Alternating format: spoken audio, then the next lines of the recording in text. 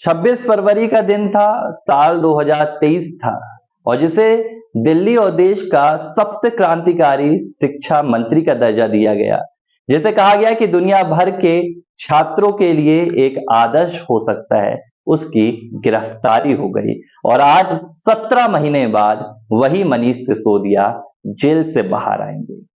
दिल्ली के आम आदमी पार्टी के नेता, दिल्ली के पूर्व डिप्टी सीएम, शिक्षा मंत्री और एक समाज सेवी मनीष सिसोदिया शराब नीति के मामले में 26 फरवरी 2013 को गिरफ्तार कर लिए गए थे। दिल्ली में आम आदमी पार्टी के लिए गिरफ्तारी किसी सुनामी से कम नहीं थी। वो राजनेता जो लगातार भारतीय जनता पार्टी के शासित राज्यों में पहुंच रहा था, शिक्षा व्यवस्थाओं पर सवाल उठा रहा था, स्कूलों की स्थिति बदलने की कवायद कर रहा था, अचानक एक दिन शराब नीति मामले में गिरफ्तार कर लिया गया। ईडी के द्वारा गिरफ्तारी की गई, सीबीआई के द्वारा गिरफ्तारी की गई।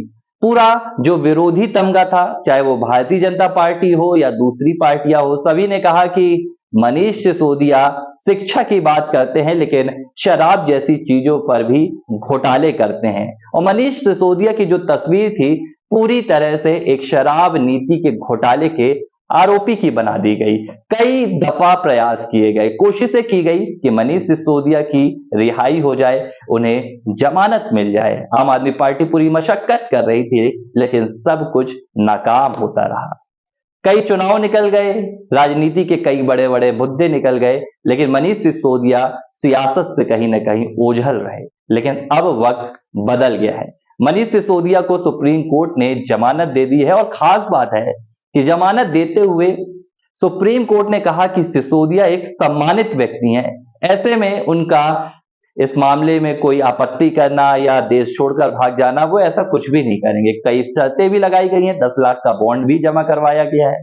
कहा गया है कि आपको हफ्ते में 2 रोज थाने पहुंचकर दस्तखत भी करने होंगे। लेकिन इन सबसे परे मनीष सिसोदिया 17 महीने बाद एक बार फिर से तिहाड़ जेल के बाहर कदम रखेंगे। और अब ये देखने वाली बात होगी कि अरविंद केजरीवाल के बाद टॉप 2 की पोजीशन में रहने वाले मनीष सिसोदिया जब 17 महीने बाद दिल्ली की राजनीति में वापसी करेंगे तो सियासत के क्या बड़े बदलाव देखने के लिए मिलेंगे।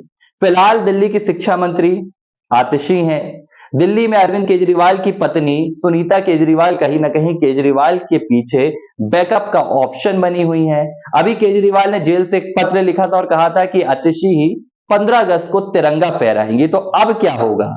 क्या अरविंद केजरीवाल एक नया खत लिखेंगे और कहीं ना कहीं मनीष सिसोदिया की जो पोजीशन है वो उन्हें वापस करेंगे? तो ये तमाम चीजें देखने वाली बात होंगी और दिल्ली की सियासत में क्या बड़े बदलाव होंगे इस पर भी नजर बनी रहेगी। देखते रहिए लिबरल टीवी।